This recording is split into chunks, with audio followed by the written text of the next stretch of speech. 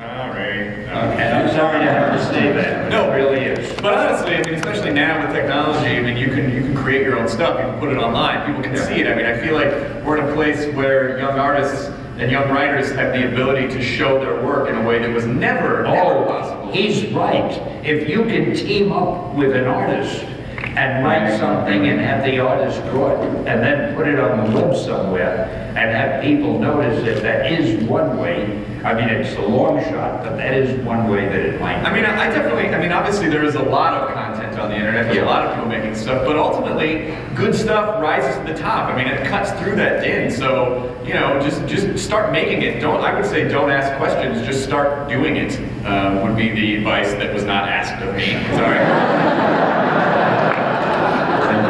Just realize, like, this is not my panel at all. I don't know what I'm doing here either.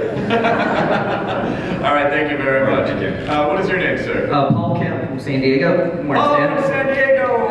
I'm one of those folks who goes to the Comic-Con thing. When he says, "What is your name?" do you get a little nervous, like if I say the wrong name, he may not talk to me? Oh, I'm sorry, you're not Paul. Next. So Paul Kemp from Digital Production Buzz. We are the makers of the official podcast for the NAB show. And a quick question, basically, I wanted to get your thoughts on the NAB show and the wonderful digital tech geeks that you see here in this room. He wants to get your impressions of the NAB show and just the tech geeks that you see in the room. Well, I got to tell you, you've been one of the best audiences and most tolerant audiences I've ever spoken to. I think you guys are great. I don't know who you are, but the bright light, I can't really see you. But your reactions are great, and you seem happy, so that's very amazing. Keep happy.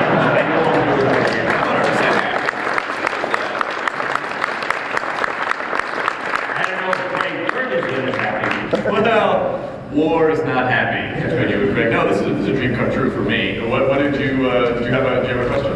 Oh, well, so I wanted to get what his thoughts were about the NAB show, which you provided. Also, are you going to be around later for Drinks? yeah, drinks, cocktails, gambling? That's what it sounded like it was going. He wants to know if you're hanging out at the show later. No, as a matter of fact, right after this, I have to fly back to LA because there's this much work that has piled up, and it was a great sacrifice on my part.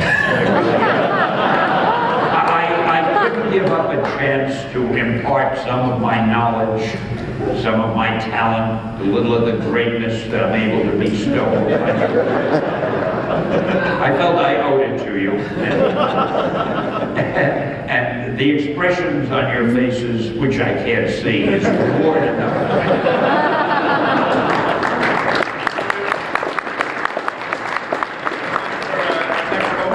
What is your name, sir? My name is Stephen McCall. That's correct. Yes. Okay. Well, my question then, Stan. A lot of people look up to your superheroes that you created as role models. There's Spider-Man and its emphasis on Iron Man. Spider-Man and its emphasis on power and responsibility. There's X-Men and their whole themes of tolerance and social justice, and it was made into a civil rights movement. All right, wait, and let me go back to chapter 1. He's saying, you know, he's talking about the superheroes we created. So Spider-Man focuses on power and responsibility, whereas X-Men focuses on tolerance. Yeah. Do you feel in any way responsible for the impact your characters have had on the readers? Oh, he's saying like the characters as role models.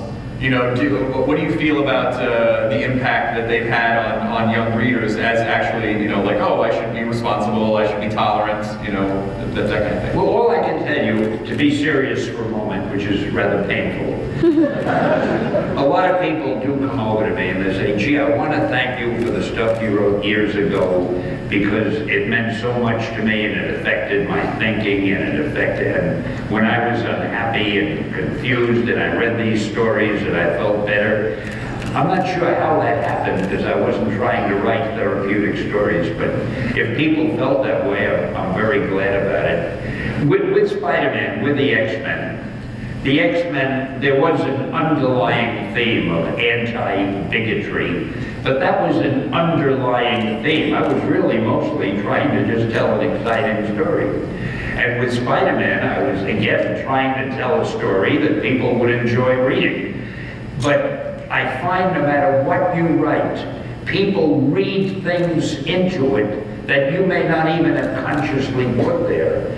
And if you found any elements in these stories that were good or beneficial or good for you, I'm delighted. I don't know what I was going to say. That was good. And that's unusual for me. I think we have time for one more question. Okay, thank you. First of all, Stan, an absolute pleasure to be able to speak to you today. My name is Tim. I'm all the way from Henderson, Nevada. You just offered it.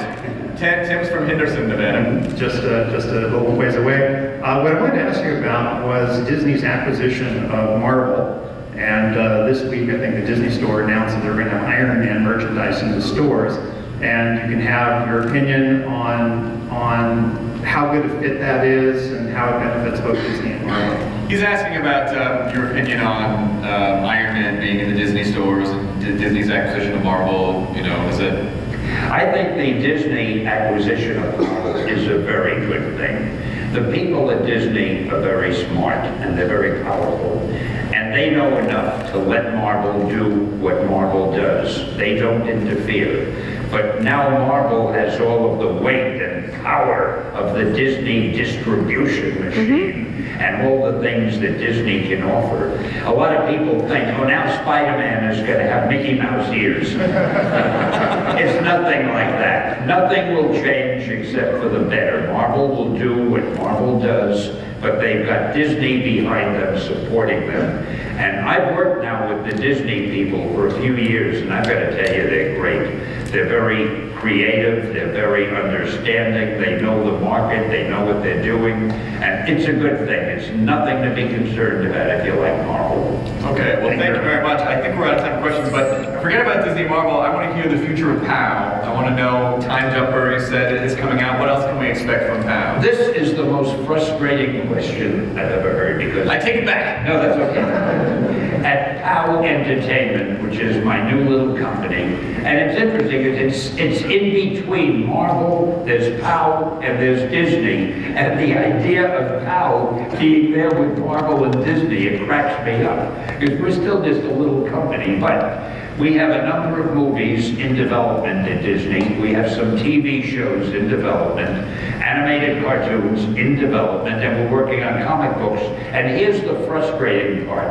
I'm not allowed to talk about any because, as you can imagine, the movie studio wants to make the first announcement when the thing comes out. The TV studio wants to make the first announcement. So all I can say is we're working on a lot of stuff which doesn't tell you any more than you knew before, and it frustrates the hell out of me. Oh, what if we just start making guesses? We'd be like,